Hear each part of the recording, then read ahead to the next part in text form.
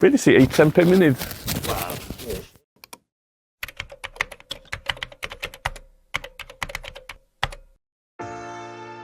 Y peth penna oeddwn ni'n boed yn erbyn oedd wehen agweddau eitha syfrdanol erbyn hyn, ond mi oedd yn bodoli yn y Gymraeg yn benodol. Pa beth CYLCH, cymdeithas y lesbiaid a hoiwan Cymraeg i haid? Roger, sut fath o ymateb ti wedi cael hyd yma? Da iawn, arferchog a dweud y gwir. Ac ar gael yma y draig binc, faint mae'n costio? 75 ceiniog. Rhaid i ni gael ail-argraffiad ar gyfer heddiw oherwydd bod ni wedi gwerthu allan y cyfan o'r argraffiad bwyta. A da chi wedi ail-brintio erbyn hyn? Ail-brintio. Reit, so mae'n digon o stoc ar gael? Mae'n digon ar hyn o bryd. Dyna lle oeddwn ni'n ffeindio'n hynna'n wedi symud o fyd Cymdeithas yr Iaith Gymraeg i fyd ymgyrchu hoyw. So oedd hwnna i gyd di dod ynghyd o sut i greu rhyw sbardyn i newid rhywbeth yn dyfa, tymod. I newid rhywbeth o bosib tra bo amser gyda ni yn dyfa, tymod. Sef y mudiad hoyw cynta oedd yn gweithredu yng Nghymru drwy gyfrwng y Gymraeg. Doedd 'na unrhyw beth mewn gwirionedd oedd yn galluogi ni i fod yn Gymro Cymraeg ac i fod yn hoyw. Mae hwnna swnio yn y byd sydd ohoni fel rhywbeth diarth iawn. Ond yn sicr, yr argraff oeddet ti wedi gael yn aml iawn oedd, ti'n gwybod, di'r person yna ddim yn hoyw, maen nhw'n siarad Cymraeg. So oedd yna rhyw fath o ddewis yn del pobl yn aml iawn yn teimlo bod rhaid iddyn nhw gymryd. Felly bod yn gydd yma, neu bod yn agored dros y ffin. Cael trawstoriad eitha da? Trawstoriad da iawn a dweud y gwir. Mae pobl o bob oedran dod i mewn. Ymateb da, ta da chi'n cael rhai? Wel, mae yna ambell un wedi bod i mewn yn gwrthwynebu. Ond mae un i mewn, mae rhyw 5 munud yn ôl yn dweud bod o'n gwrthwynebu bod ni ar y maes.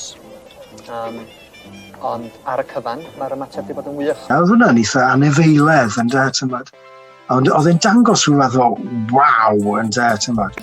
Ddari hynny ddim yn nychry ni o gwbl, ond be ddari nychry ni oedd sylweddoli gymaint oedden nhw'n teimlo yn hyderus ac yn ddiogel yn ei barn, a bod hwnna'n gallu bod yn farn cyhoeddus. So yn aml iawn, oedden ni'n teimlo yn ysig yn dyfa, tymod. Ond oherwydd hynny, tymod, oedd y perthnasau rhwng y grŵp bach na yn gry iawn. Mi oedd hi'n gyfnod anodd iawn, a swn i wedi credu nad oedd hi ddim, ond mi oedd hi. Des i mas bu fy hun felly yn 85, ac oedd 85 a ganol y holl sôn am AIDS ac HIV. Ac o ganlyniad, bob tro oedd ti'n agor papur newydd neu clywed y newyddion, oedd na rhyw ddamcaniaeth arall ynghylch sut mae dal AIDS felly. Pan oedd ti fod i ddechrau meddwl am ryw a cael amser da a cwrdd â pobl, oedd ti'n ymwybodol, hang on, os na i fentro i'r byd yna, dwi'n mynd i farw. Oedd John Hurt mewn hysbysebion, oedd gen ti icebergs, oedd yn rhan o cyfres o hysbysebion gwahanol. A roedd y hysbysebion yma bob man. Yn sicr nath ni newid bywydau rhai pobl, oherwydd bod ni wedi sefydlu felly yn y Gymraeg bod na hoywon a lesbian. Be oedd yn ddifyr am CYLCH i fi beth bynnag oedd yn rhoi hyder. Dwi yn cofio mam yn y dyddiau cynnar. Erbyn hyn, oedd hi wedi dod i derma efo'r ffaith bod y mab yna yn hoyw. Ac oedd hi'n gefnogol iawn. Bob hyn o hyn, mi oedd hi'n gofyn y cwestiwn, so ni wedi bod ar y radio neu rhywbeth.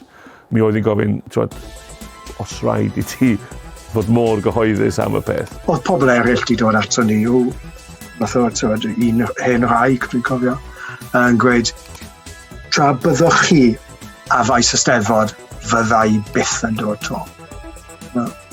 Reit, wel, diolch am alw. Mae rhaid iddo funo i rhyw syniad o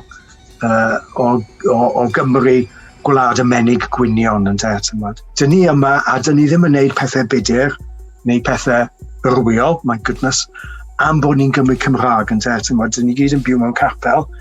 And that's it. Oeddet ti'n gweld bod ni'n neud gwahaniaeth? Oeddet ti'n gweld pethau newid? Dwi'n credu y wers bwysica i mi ddysgu o ran gweithredu a newid unrhyw beth mewn cymdeithas ydy bod modd gwneud gyda chriw bach iawn o bobl. Cyn belled bod y grŵp bach iawn o bobl yn fodlon mentro a bod yn ddewr a bod mas myna fel petai. Y gwers pwysica ydy bod yn broffesiynol, bod yn glir iawn be wyt ti am ei gyflawni, pam ti eisiau cyflawni hynny, a sut ti wedi gyflawni o. A gweithredu bronion fel bod ti'n rhedeg busnes a bod yn fabulous hefyd. Gyda hwnna, elli gael gymaint o sylw. A gyda sylw, wrth gwrs, ti'n dechrau newid agweddau pobl.